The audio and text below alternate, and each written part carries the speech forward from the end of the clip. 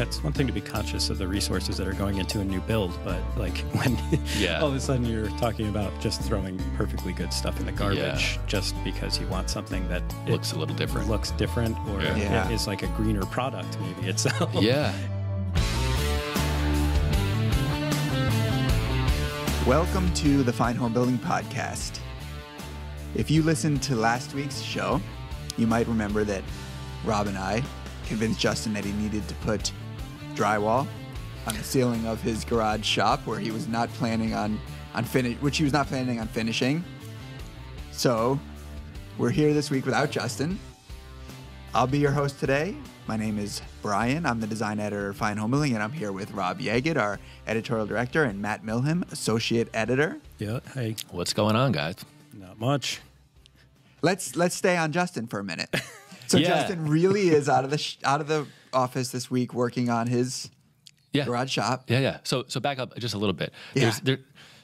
Justin's notorious for acting. When it comes to building, you could suggest a building topic or an idea to Justin, and he will almost stop what he's doing and start that project. Yes.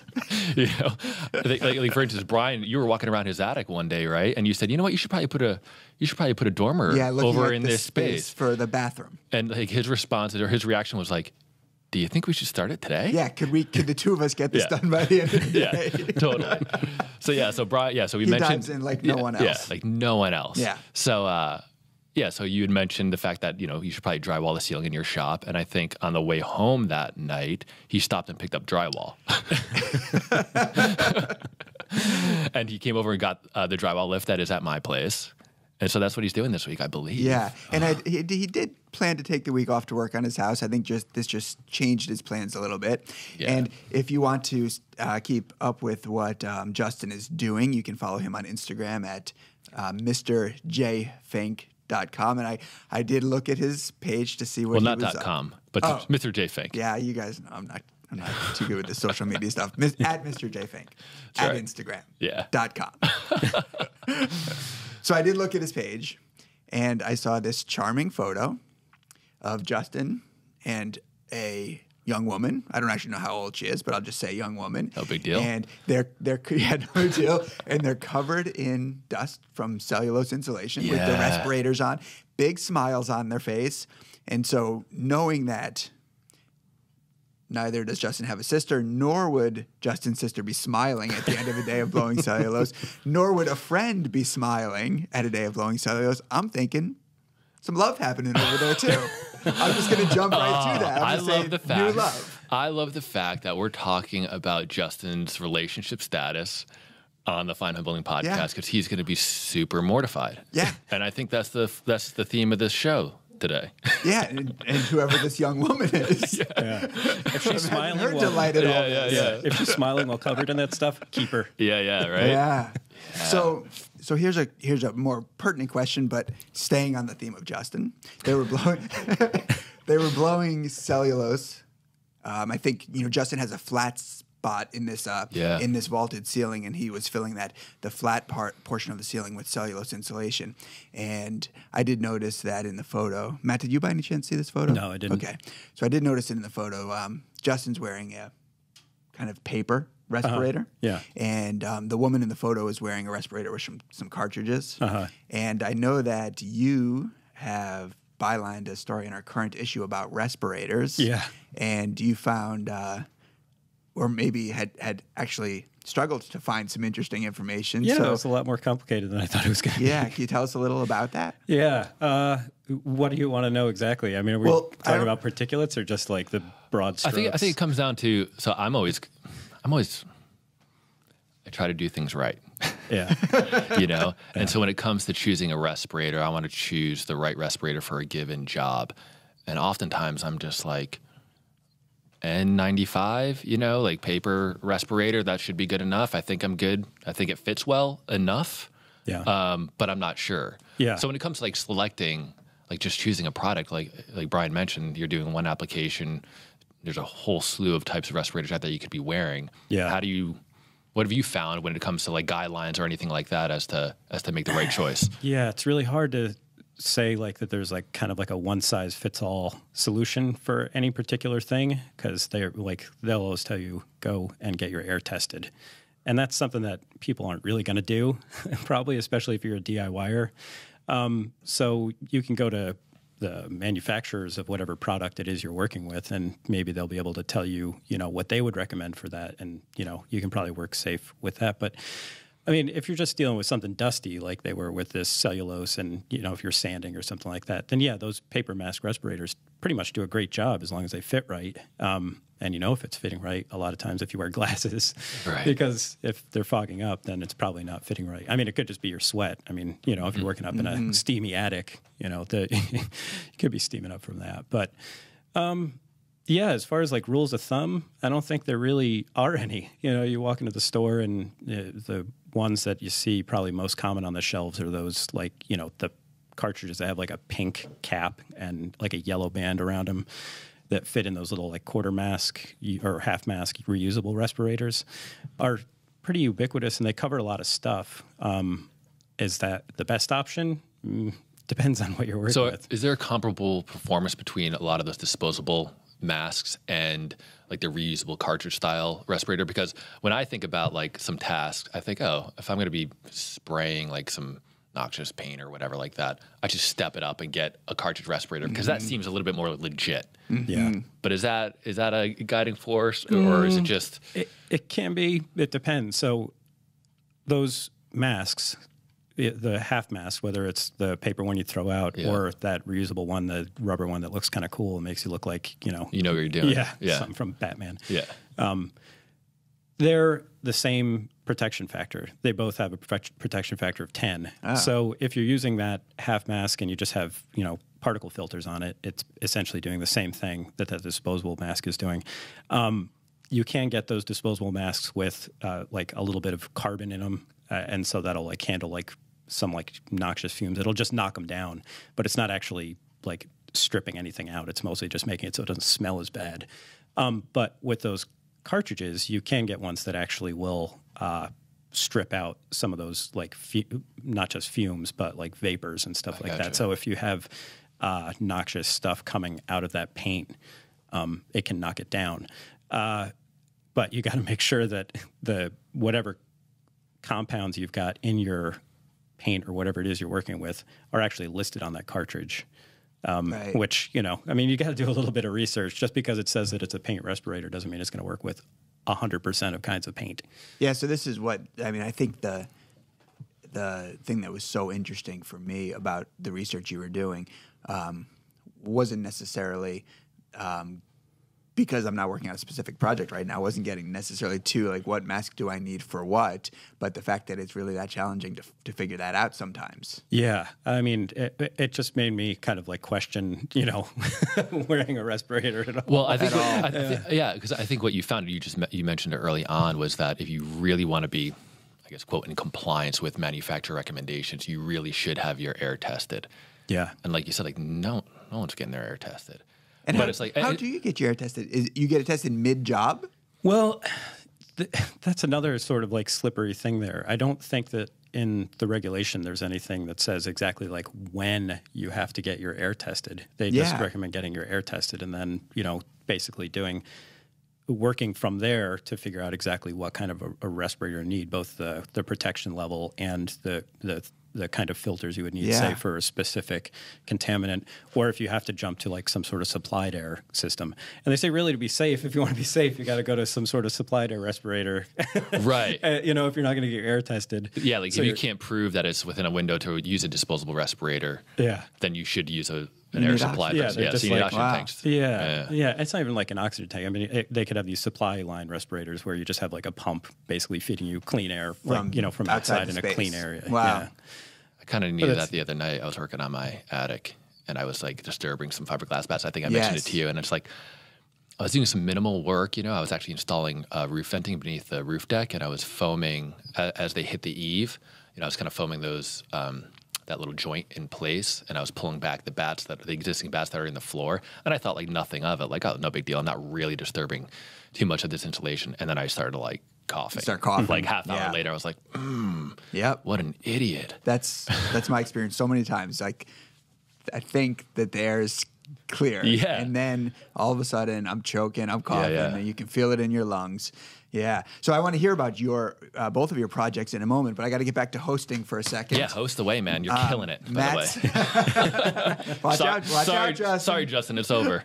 Matt's article is is it in the current issue or is it not yet out yet? I think it's not yet It's out. not yet When out. does A that couple come more out? weeks, it's going to be out. And for podcast listeners, we have a special offer today. Yeah, I've been rattling the cages upstairs, and I've gotten some cool promos put into place for the podcast listeners. So. Sweet. So we have some sweet deals on magazine subscriptions that include great prices and gift offers. And there's a specific URL to go to for that. It's www.finehomebuilding.com/pod offer. So it's our website /PODOFFER. We'll put a link on the show notes for that too. It's 20% off print subscriptions. And if you're not a print subscriber, you are crazy. Yeah, you got to get the magazine. Yeah. It's the best thing we do. Yeah, for sure. The podcast is pretty good, especially with me hosting. Yeah, but, it's getting better. But the print magazine is pretty good. We've also been talking on the show, Justin. We had a conversation about him. I don't remember who was on that episode. And Justin made a little video recently about tips for working alone. And we decided to offer a special on our book. Yeah, we've been getting, so in that episode, not that I gave Justin a hard time, but we were talking about kind of the difficulty of working alone and whether or not you could be as efficient as when working with a team.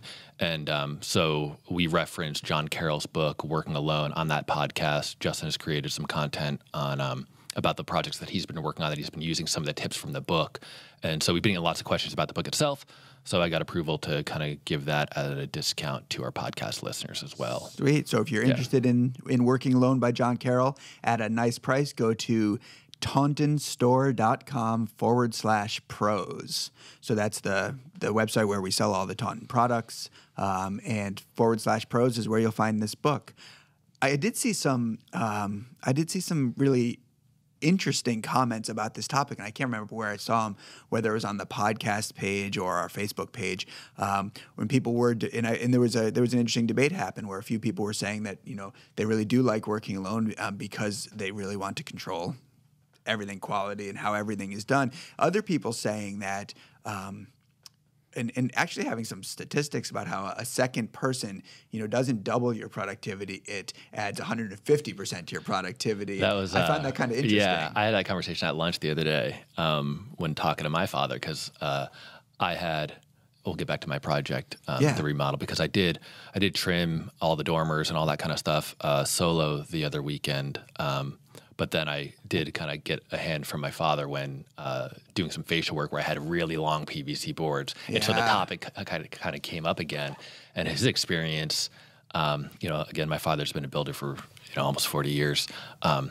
It's not a one-to-one ratio thing where you could, if you got two men on the job, you double out your output, you could actually exceed that. And it was like totally evident this weekend when we knocked out a whole bunch of fascia venting in a couple hours. Yeah. Meaning he was up on the scaffolding on the second floor because I have a shed dormer off the back of my cape and we were venting that eve. And I was down pre-cutting spacer blocks, getting all this stuff, handing up, 16-foot long pieces of PVC that already had the end caps kind of, the returns glued and nailed onto them. And it was like clockwork, Yeah. And I just thought to myself, oh my God, going up and down the ladder, scrambling up on the scaffolding for each little thing, it would have taken me for sure all weekend. And we just crushed it. Yeah. So anyway, yeah, but obviously everybody works alone. I work alone a lot of the time. I know that we all do. And so, yeah, hit that book if you want some tips. Yeah. So I'm still coming back to your project, Rob. Just one more hosting thing here. We appreciate all of our listeners, and we appreciate the feedback that we get from all of our listeners and the questions.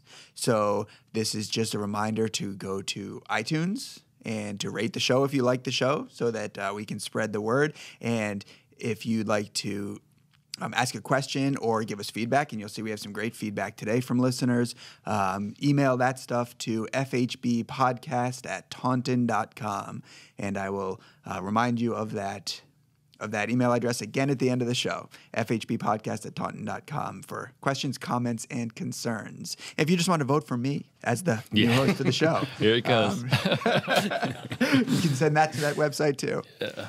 All right, Rob. Now to your project. Little status update. So I know that Matt and I are both really, I mean, I've talked about it a bunch on the show, my remodel, which is coming along, but I know Matt's starting to work on a new home that he's purchased. But as far as my project goes, it's coming along. It's starting to really come back together, which is kind of an exciting thing. I finished up the exterior of the front facade. So the dormers are done from the exterior. They're all trimmed out. I got a new roof on there. Cheek walls are sided. Yeah. I did, I know in a previous show I was talking about how I was going to handle the face of the dormers. I talked about a few options when it came to the trim elements or the trim materials that I was going to use. I'm using AZEK in a lot of places. And I talked about Exterior, which is that exterior grade MDF. Thinking about it more, I was like, geez, I've got all this PVC essentially. Do I want one component or one element of this trim package to be paintable? That might require paint. And so I kind of abandoned that logic and I went with PVC on the whole face, corner boards, the entire face of the dormers is all trim elements. So there's no siding there. And I think it looks pretty sweet. Yeah. I'm psyched about it. I kind of felt my way into the trim package, knowing that I had some constraints that really dictated the size and shape and height of the dormers, size of the windows. I had talked about that early on. And so, my control, if you will, wasn't the trim package. Justin and I kind of debated that going back and forth, where to him it was all about the exterior aesthetics, making sure those proportions were rock solid. But I had too many other factors to consider to let the trim proportion dictate the size of the dormers, because if I did it right, quote unquote, the ceiling within the dormers themselves would have been at like 5 foot. Yeah. Which would have been a really strange experience on the inside. Yeah. So I'll post some pictures online, but it was my first real experience working with PVC trim. I don't know if you guys worked with that a bunch. A little. It's all right. Yeah. It's like, it's not like working with wood. Right. But, it's super flexible. But I use the Cortex screws. I used GRK screws where trim elements were hiding, those fasteners and the Cortex screws, which are sweet. They kind of self-cut a plugged hole, and you just take a PVC cap and kind of throw it in there, bang it into place, and it disappears. It was cool. So cool. you had quite a bit of cutting to do. Did you do anything to keep the PVC dust from sticking to everything? I didn't. I heard. I wasn't. It was kind of the biggest thing. What I probably should have done was put something on the ground at the backside of the table saw. You know what I mean? So I could easily just kind of, even if it was a piece of plywood or maybe a tarp or something, because I was just, it was blowing on the lawn. And I mean, that stuff just doesn't go anywhere. So and raking it up at the end of the day isn't great. It stuck to me for sure, but it wasn't too crazy. I know that you could spray some static guard on yourself and on your tools maybe to cut that down. I've heard that. But overall, it was all right, The long pieces are challenging. Yeah. This is what I found. The long pieces are challenging. The dust is terribly annoying. And I never tried that tip either, but that's the tip that I've heard for dealing with the dust. Yep. And the one other piece of feedback I can give about working with the PVC trim is that when you store it, if you put it in a place where the sun is going to beat on it, if you don't store it in a way that the boards are actually evenly supported, it will bend. It will heat up and bend in odd ways, and then when it cools, it'll take on that. It'll keep that shape. It'll almost set. It'll set to it. Yeah, so I lost a couple of pieces under. I had stacked it with some lumber underneath a blue tarp, and the sun was beating on them, and I didn't have them supported well, and they just kind of they bent, almost as if you were. Bending like a radius piece of trim like for an arch or something, and that was it. They were toast. Not usable anymore. Yeah. So something to watch out for. Yeah. What were some of the other things that I ran into? Oh, so I tried to keep factory edges and things like that exposed if I had, to make that call, because if I was ripping, I did make some rips, of course, and, the cellular nature of PVC, Yes. sometimes they talk about that being able to collect dirt. And so I was trying to do some research on what should I be doing to these edges or these ends. I've seen some recommendations to wipe it with acetone maybe, and it could almost seal and cap those cells. But what I wound up doing was just sanding it with 180 grit sandpaper and trying to get it as smooth as I could. Yeah. And then hiding those cuts when I had to. Yeah. And then the other thing was just caulking, around the windows and stuff like that. And even butt joints and stuff.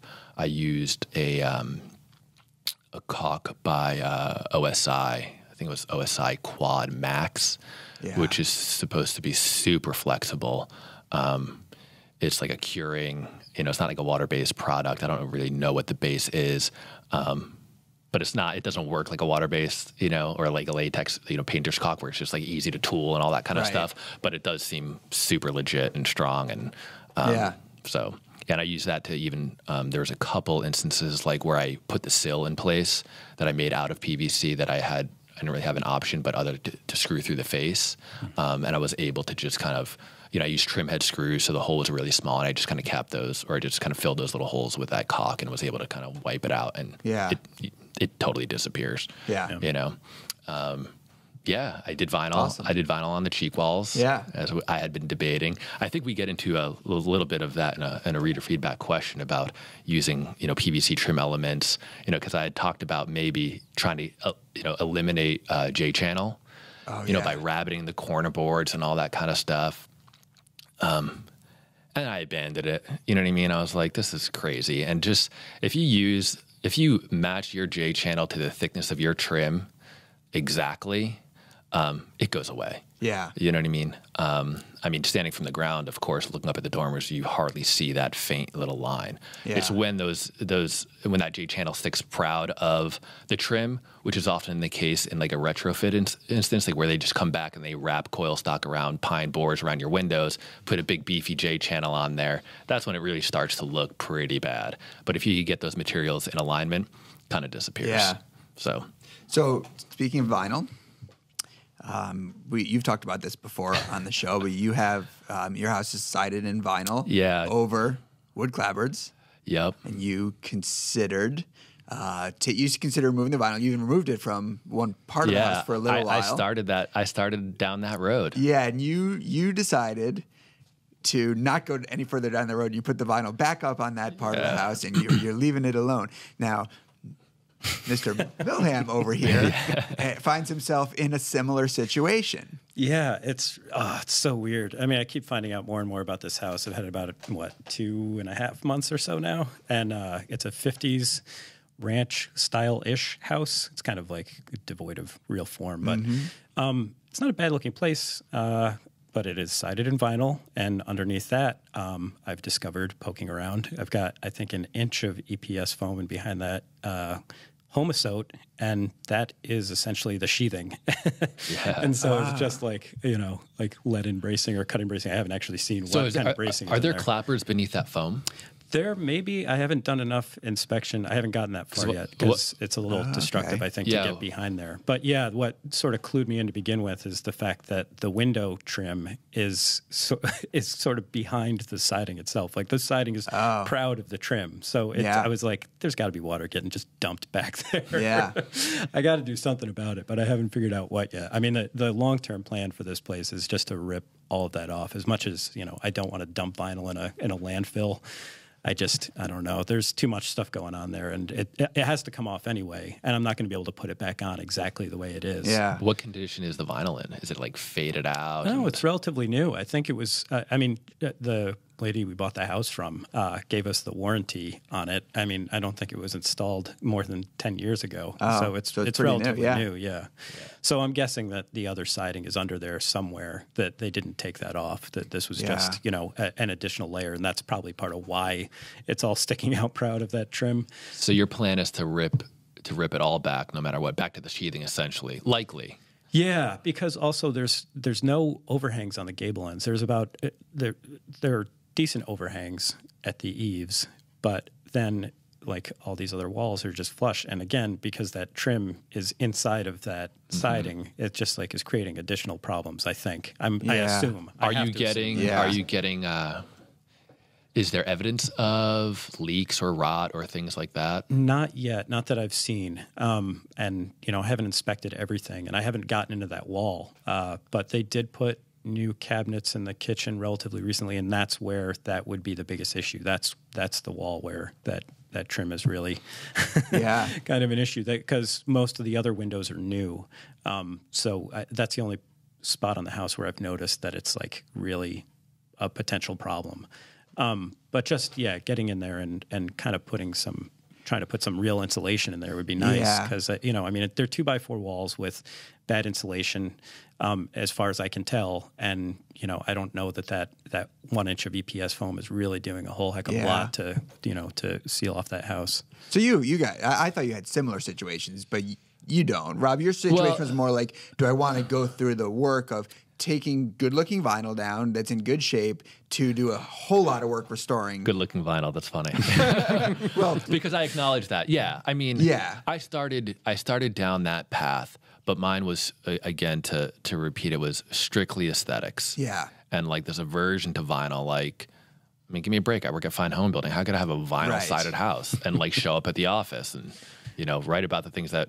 I don't even write about stuff anymore. I'm like on the business end. Anyway, talk about this stuff.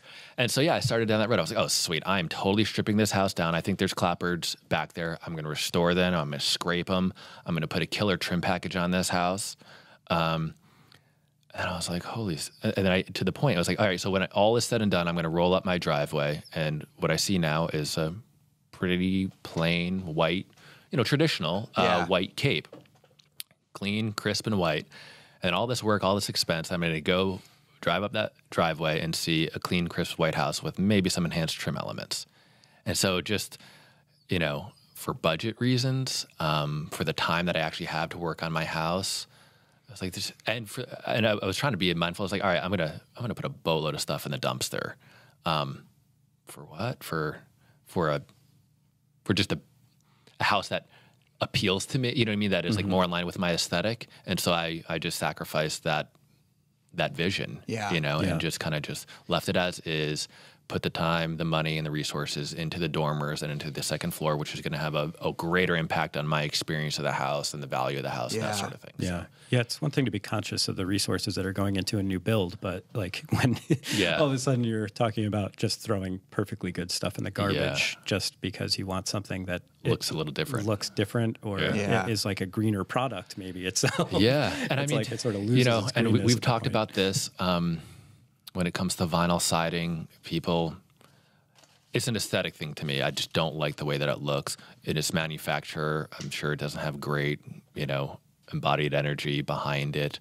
But as a siding material, it is low maintenance. I could wash my house like I wash my car because I've got a small house. And so once a year, I could brighten it up very easily. There's lots of airflow behind it. Yeah. So if water does get vinyl siding leaks for sure, but there's so much airflow behind vinyl siding that it dries out. So it has a couple of things going for it. But if it was a new build, I'd have a very different perspective. Yeah. But when it comes to this particular project, I just decided to chill out and not go for it. But you go for it, Matt. Well, it sounds like Matt's got a situation where he doesn't have a choice but to get back there and see what's going on. Yeah, I'm just worried it's going to be a problem. I mean, I'm going to have to take it off just to see what's going on. Yeah. And at that point, it's like I would encourage you to really. I would encourage you to be really mindful or careful, rather, to be sure that it's a problem. Yeah, because I think, especially because we work here, we get tied to theoreticals. Mm-hmm. Like I know that this, in theory, is not. This shouldn't work, or this, in theory, this could be a problem, but it might not be. Yeah. You know what I mean? That water might true. be shedding off that roof totally fine. As long as you got gutters and, that water could not be, maybe it's not getting back behind that vinyl. Maybe it's not dumping a whole boatload of water behind, and around your windows, because you'd probably know that. Mm-hmm. And then I'm not saying not to do it, but then make that choice, because I confront that a lot of the times. Like, I know this is, this is not in alignment with building science. It's not what I know to be the best way that something should be constructed, but nothing's happening. Things aren't rotting. Yeah. Things aren't moving. Yeah. So is it a problem that actually needs to be addressed? And it's a lot of work to take that stuff down just to find if there is no problem. Yeah. And Yeah. have to put it all back up. Totally. But it could also be expensive if you don't dig in there and then you wait until you see evidence of a problem. It's worth poking around a little bit. For sure. But yeah, before you put the pump jacks up and start going to town and get the dumpster in the driveway, do the assessment. Yeah. Anyway, Yeah. Some listener feedback. They're probably readers too. If they're not readers, they're going to take that special offer. They're going to be readers after this show. Yes. So we have a couple of good pieces of feedback this week. Although Matt has already expressed that he might want to debate one of these, but we'll see whether he goes there or not. If you listen regularly, you will remember that we have a few times talked of roofing projects and the proper location and layers of drip edge and underlayment. Why is this such like a big thing? Well, we're going to see. Why is it not so easy? Right, we're going to see if we've got it here, and then we'll let Matt tell us why we don't, and then Diami can write us again. So Diami Plaki, a roofer, woodworker, fine home building author. I think he's in Long Island, right? Yeah, he's in Long Island. Yeah, so he wrote us. He wrote us a few episodes back after we were talking about the relationship between the drip edge and the ice and water shield at the eaves, the peel and stick underlayment, and I guess he clarified that for us, but then he noticed that on a show after that, we must have muddled up the relationship between the drip edge and the roofing underlayment. So the felt paper or synthetic underlayment that you're using. So Diami wrote us this week, and he says, "Gentlemen, as it seems you're always debating the placement of..." That starts off funny. Yeah. It seems we're always debating this. It doesn't seem like that way to me, Diami, but I guess you're listening closely for the roofing topics. As it seems you're always debating the placement of the drip edge metal relative to the underlayment, I thought of the FHB podcast while thumbing through my copy of the National Roofing Contractors Association Roofing and Waterproofing Manual 5th edition. Sounds legit. However, it's not the newest edition, but it's the one he has at home. I don't think anything regarding this detail has changed in the updates anyway. Attached, he did send us a photo of the detail, so we'll put that on the show notes page. And he says the drip edge on the eaves goes under the underlayment, and the drip edge on the rake goes over. For extra ice damming and gutter backup protection, I sometimes add an 18-inch strip under the drip edge. I turn this down behind the gutter to protect the roof to fascia joint. I hope this clarifies things and keep up the good work. So, first, let me just summarize what Diami has sent us in the two emails. At the eave, you install your peel and stick membrane, your ice and water shield. First, you lap that over the roof sheathing onto the fascia board. Yes.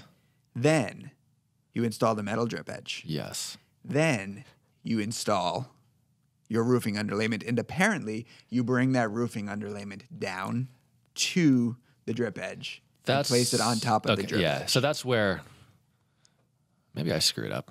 I'll admit it. Because, and I think I've seen this maybe, is when I brought my underlayment, I lapped it like 6 inches or so onto the ice and water. But I didn't come all the way down. I didn't bring and I use synthetic roofing underlayment on my roof. I didn't bring it all the way down to the edge of the drip edge. Right. But I did follow protocol, so to speak, by putting my ice and water down onto the sheathing first, lapping onto the fascia, then putting the drip edge over that. Because again, I think you had mentioned the logic is that when snow melts and hits that gutter and freezes, an ice dam's going to form. And so water could potentially back up underneath the drip edge. And so you want that water. You don't want it. Well, that water is going to hit the ice and water membrane that's being lapped onto the fascia. If you reversed it, and if you had let's say you had the drip edge right against the sheathing and then the ice and water over the drip edge, well, that water's going to back up and hit bare wood. So that's what you're trying to avoid. Yeah. Well, I don't know that I totally agree with that. I mean, I don't have an issue with him putting the ice and water down underneath if it's just a small strip and it's for protection, like he said, and like you were describing. But I think just to keep any water from getting underneath that drip edge at all, you run that peel and stick over the top of the drip edge, and then it's not really an issue. It comes down the front, and that drip edge is designed to direct water away. Now, not saying that there might not be some that could lip up back under there, but I think it's more standard to have the drip edge on the eave tacked directly to the deck and then have the ice and water run directly over that, and then you run your underlayment. You can either put that also overlapping entirely onto the ice and water if you want. I don't think that's totally standard. I think most guys would just go then start, lapping your 3 or 6 inches or 18, depending on your pitch, from there going up. Mm-hmm. But yeah, Rob, I did mine the same way you did yours. Because we did it right. We did. So, note to the Diami also said you do not need to run ice and water shield up the eaves. Right. Up the rakes, which some roofers do, and some feel that it's a added measure of protection. And going up the rakes, you can put the drip edge over. Yeah. Over the well, because you're over trying the to roofing underlayment. think of like all the assemblies as sort of like the way I was taught was scales of a fish. So like whatever way the water is going to go. So if that drip edge is over the ice and water, then any water coming down is automatically going to go underneath that drip edge and get between there. So if it's going to then freeze under there, it's going to. But in that instance, it'll still never hit bare wood. It won't hit bare wood. That's why I'm saying I'm perfectly fine with the idea of sticking an extra layer under there. But if you really want to keep any water from getting back there to begin with, lap that ice and water over that drip edge. Not an issue. It would have to come back up and defy gravity and climb back up. Diami, come on up to Connecticut. Take Matt to task. Yeah. Diami should bring your manual with you. We should have Diami on the show. We will have Diami on the show. Yeah, so send us your roofing questions. That's a good idea. Let's get roofing questions in here. Let's have him on the show. We can ask him, because this isn't the only, roofing thing that we've talked about on here. We've had questions about low slope roofs. Oh, yeah, flashing and all that kind of stuff. So that'd be cool. It'd be great to have him on. Thanks, Diami. Last week on the show, we had a listener with a question. This listener was decommissioning a dryer and moving the location of the laundry room, and had the dryer vent that they were wondering what they should do with. It was standard flex duct dryer vent that terminated out through the sidewall of an aluminum-sided house. And I don't really remember what advice we gave, except, I know we said basically leave it in place. I think we said leave it in place and spray foam. Yeah, just fill it. Yeah, spray foam the thing in place and, don't mess with the aluminum on the outside. Well, we had Marv Riggins in Rockford, Illinois, send us a note this week. And he said, in reference to the unused dryer vent hole in the house from the last episode, after making my own J-block to mount some oversized outdoor lights on the house, I determined that I would do the same in this case. I would square up the hole in the aluminum siding, then fill the hole in the rim joist with wood and cover with some flashing tape. I'd get a piece of AZEK to build a J-block. Max dimension would be about 2 inches wider than the hole and 2 inches taller than the hole. I would cut a 1 inch by 1/2 inch rabbet all around the back of the block with my table saw. And then I'd cut some 1/4 inch furring strips from scrap and add that to the back of the block with Oatly cement. So the block is now 1 inch thick. The block should fit nicely into the hole. I'd secure it with screws and plug those holes. And now this repair can be used for a hose bib or an additional outdoor electrical outlet. Not bad. Not bad. Not bad. Yeah. So he's creating he's making an opportunity for other things out of that hole in the side of the house, which I think is pretty good solution. Yeah. Yeah. Yeah, for sure. Yeah. All right. So we have a few questions. We have a lot of questions, actually. We'll see how many we decide to answer today. So Doug writes, hey, guys, I'm building a gazebo. It's got a hip roof, and I want to keep it vaulted. So there'll be no ceiling. I don't want to see nails from the shingles poking all the way through the plywood. Are there any options to avoid that short of strapping the roof and sheathing it again?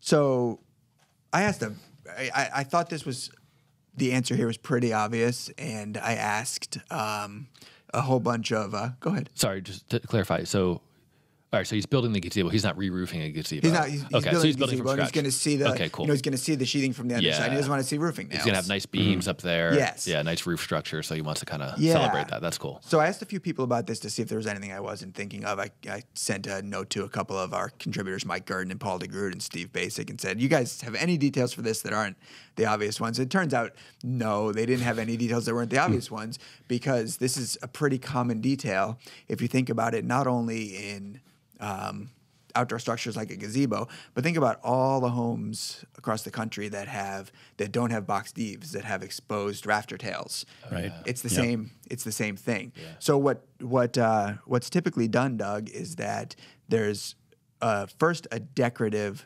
layer put down. So on top of your gazebo framing, you could put down some. Whatever, tongue and groove, beadboard, something like that. Andy Engel said he's used T111 in this application. So you put that down first, and that becomes what you see from below. So you have this nice, nice ceiling to look at, and then you add a layer of plywood on top of that, and as long as you use the appropriate size roofing nails, you have enough of you now have enough of a nailer there. So if you used 2 layers of 3/4 inch material, say you use 3/4 inch cedar beadboard, and then you put down a layer of 3/4 inch plywood. Now you have an inch and a half. Yeah. Plus your roof shingles, you can use 1 1/4 nails, and you're good to go. Cool. So I think that you could, if you could strap it, you could lift it up, but I don't think there's any reason to. And those nails are actually, if this weren't a gazebo, if this were a home, those nails are actually long enough to meet code requirements. Yeah, I think you need, 3/4 inch penetration. Penetration. So, I mean, just add another layer of 3/4 inch plywood if you want to leave the plywood you've already got there. Yeah, if you've already got plywood and up there. Then you don't need to worry about penetrating. Yeah. Cool. So that's the simple answer to that one. Nice. So he was on the right track. Yep. He was on the right track, yeah. Let's see. What do we got? Paul? We got a lot. Let's do this one about this is a detail that we've talked about a bunch on the show. And so let's do this question about rim joist insulation. So Paul writes, I plan on going with the rigid foam and sealant route to insulate my rim joists, which you guys had previously discussed on the podcast. However, isn't it required to then cover that with something that is fire resistant, like 1/2 inch drywall, or use rigid foam with a foil face? So, Rob, you looked into this for us. Yeah, I did, and he's right. I looked at the latest iteration of the code, so the 2012 IRC, and he's right. If you use conventional rigid foam, technically you're supposed to then cover that with 1/2 inch drywall as your thermal barrier. So there's so you could do that, which is kind of a pain. I get it. So you're cutting cobbling essentially 2 layers, and you're screwing that drywall through the rigid foam into the rim joist. But you could also use a product called Thermax. I think it's a Dow product. It's polyiso rigid foam with a foil facing that is fire rated, and so just use that. Yeah. That'll probably give you an R6, R6.5, I believe. Depending upon the thickness that you get. The code also allows, if you were to do, because we talked about the alternatives, whether to cut and cobble rigid foam or have somebody come and spray that rim joist. And if you've got sprayed foam in place, they allow you to keep that, uncovered, unprotected, if you're less than 3 1/4 inches thick. So if you're just essentially using a pretty, a flash coat to air seal and get you some R value, and maybe you're going to bulk fill with fiberglass, then you should be in compliance with the code. Yeah. But yeah, I mean. So why, if you don't put anything, if you don't insulate your rim joists from the inside, you don't not have to cover them. What is it? Is that are we trying to protect from fire getting to the foam and it burning and melting and off gassing? Yeah. Okay. Yeah, and accelerating. Accelerating the fire. Yeah, I believe so. But I know that, so let me not wade into dangerous territory here, because what I've heard is, I'm not sure that it could accelerate the burn, the fire, but I know that the off-gassing could be very harmful to firemen if they're in if they're in the house Right, or if working they're the in house. there. I mean, it's probably Yeah. twofold. It's just nasty stuff that you don't want to be caught on fire. Right. You know? Yeah. But yeah, if you're going to do the cut and cobble approach, maybe the one and done aspect is that Thermax product. So check into Yeah. that.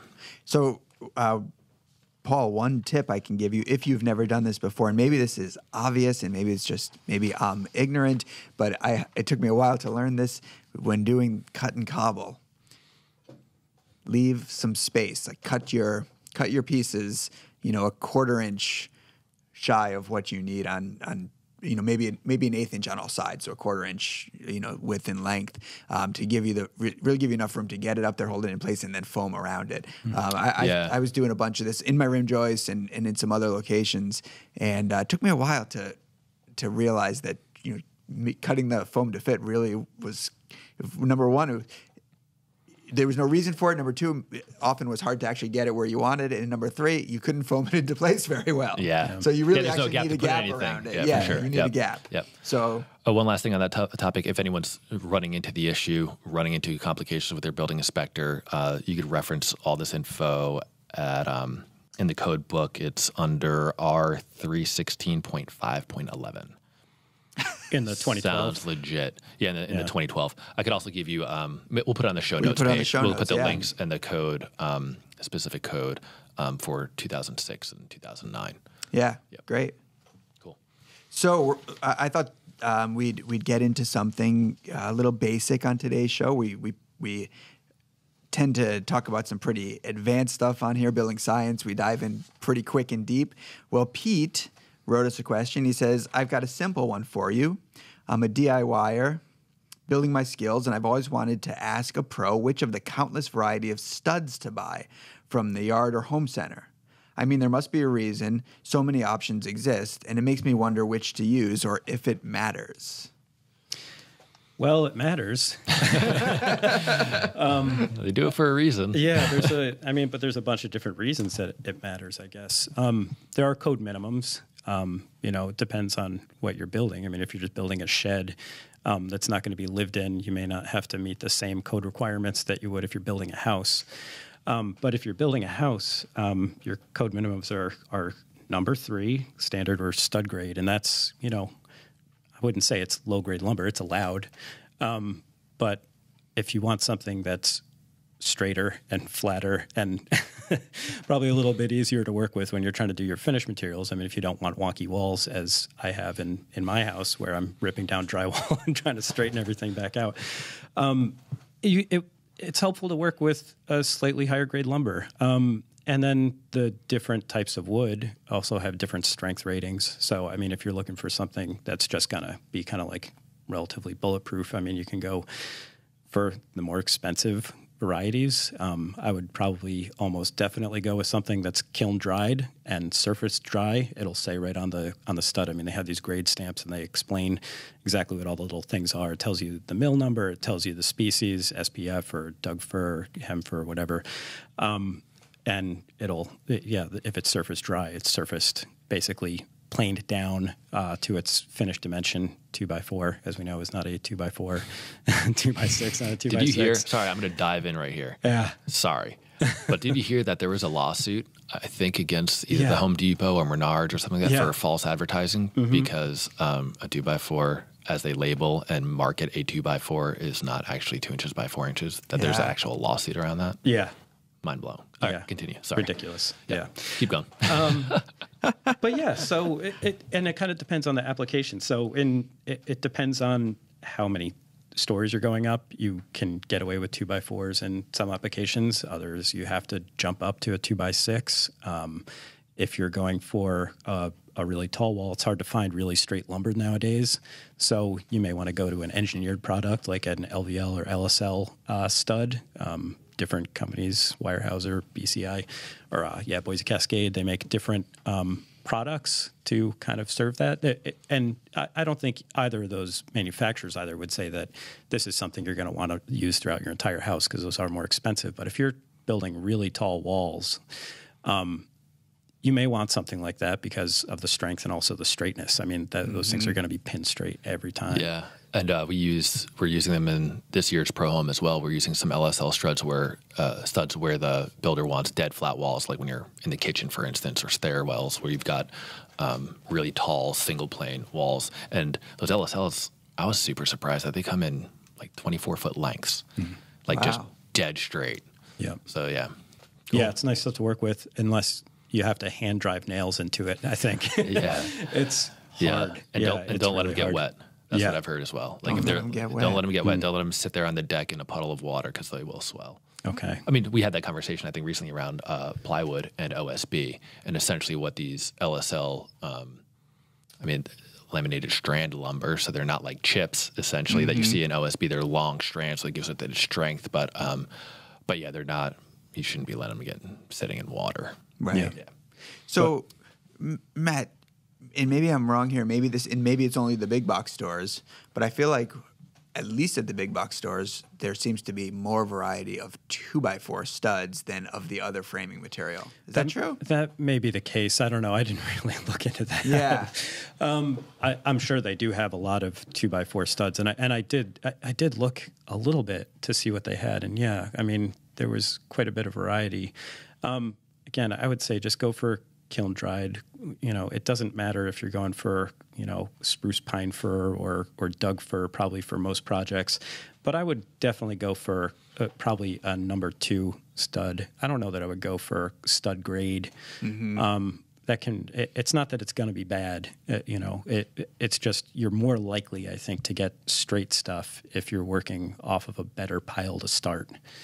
I guess that would be my advice. Like, how much of your time do you want to spend looking for straight lumber? Do you guys pay attention to grade stamps and stuff like that?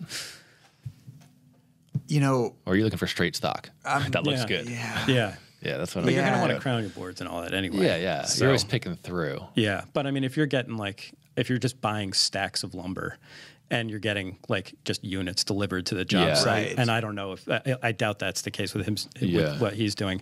But if you're building a whole house, you're not sitting in the lumber yard picking through thousands of studs. Right. You're getting a unit delivered, and you're like, for best results, I would say, number 2 or better.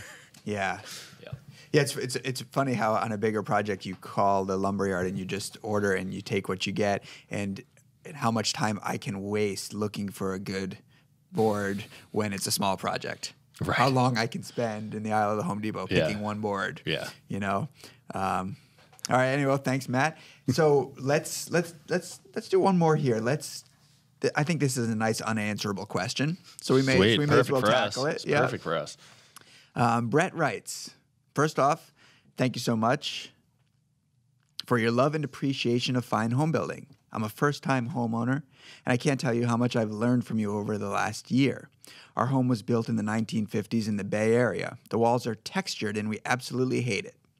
We tried to sand them down before painting, but it just wasn't worth the time.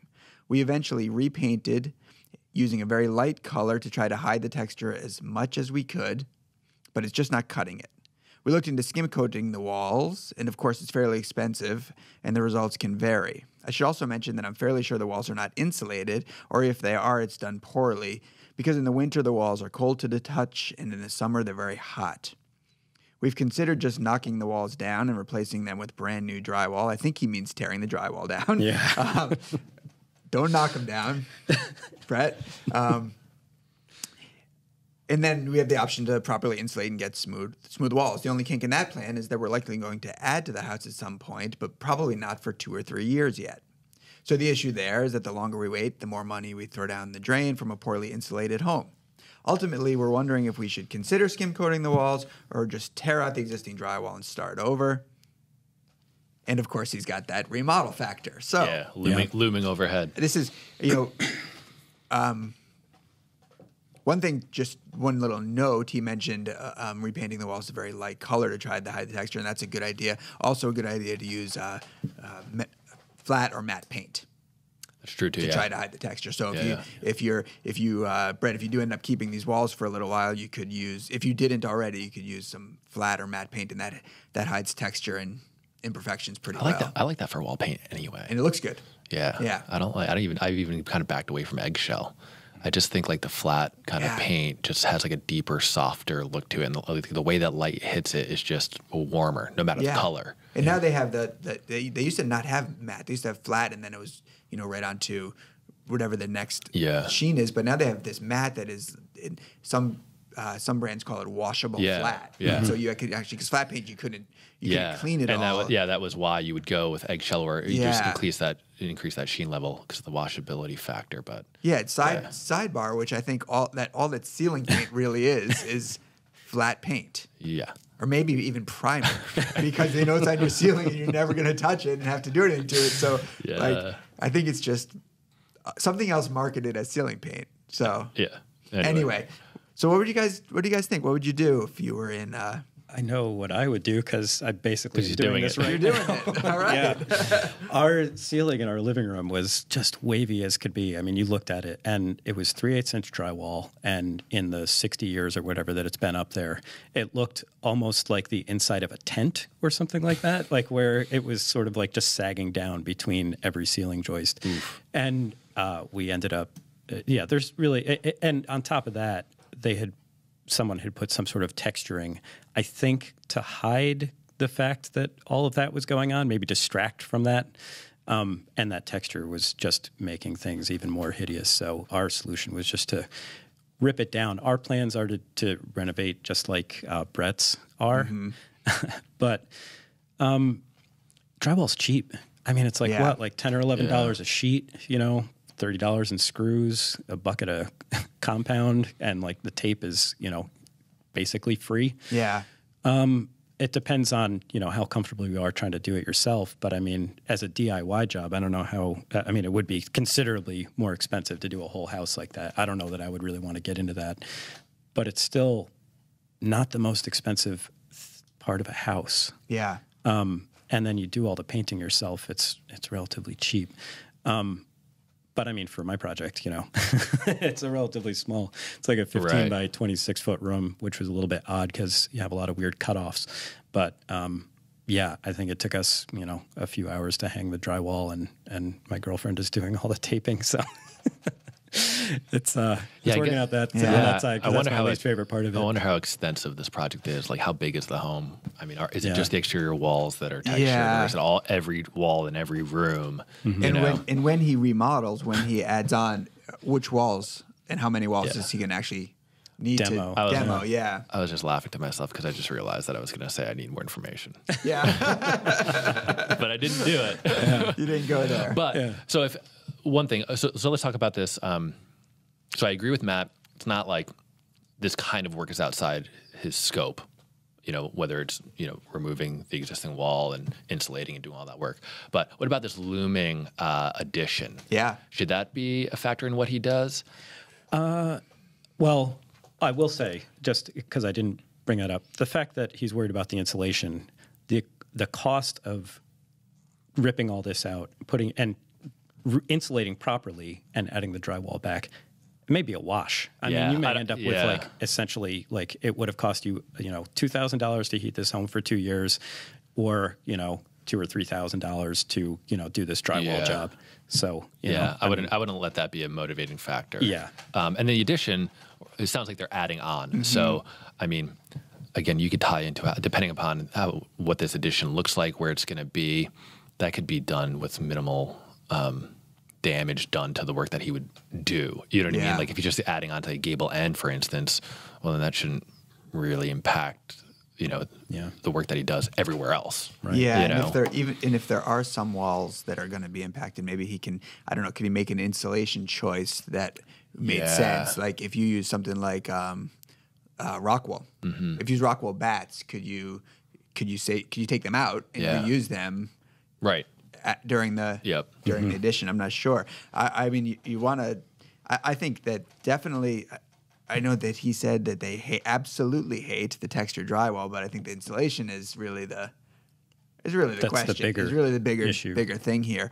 I will also say that if he does a remodel and if he has a drywall contractor there for a bigger job, that having them skim coat walls at that point probably won't feel that expensive because they skim coat it's so fast. They're good at it.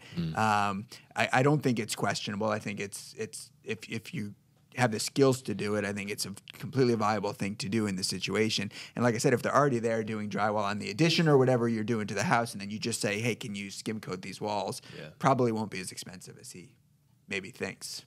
Yeah, maybe not. Yeah. But this is one of those, I mean. Sweet, we didn't answer it. This is an unanswerable question. Good job. So many factors, so many things to consider. Yeah. It's the joy of home building, right?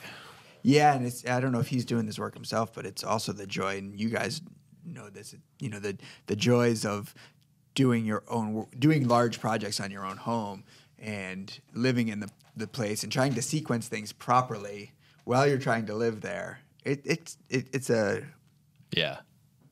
an exponential challenge. And unless he's for sure committed to doing that remodel and that addition in 2 to 3 years, let that be an issue. If not, just get this work done so you could be happy living in your house, because maybe that remodel is not coming for another 10 years. Yeah, maybe never. You know what I mean? Or maybe it's just never going to happen. So yeah, I agree.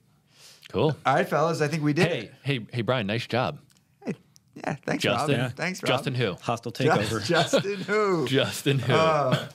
All right, everyone. Thanks for listening today. Justin will be back next week, and we will welcome him back with open arms. We love him. All right, yeah. We love him. Come on. Fine. He's working harder than us right now. I think he's on the golf course. Justin's a big golf. I don't know if people know this, but Justin's a really big golfer. Talk to him about it. Ask him about his handicap. All right, so that'll do it. Again, go to iTunes, rate the show if you like the show. Send us your questions, comments, and feedback at fhbpodcast@taunton.com. Head over to findhomebuilding.com/pod offer to get some great deals on magazine subscriptions, and tauntonstore.com/pros for a deal on John Carroll's book, Working Alone. Did I leave anything out, fellas? I don't think so. All right. Have a great week. See you soon. Oh, happy building. Yeah. Got to Happy keep that building. intact. Happy building. Yes. See ya.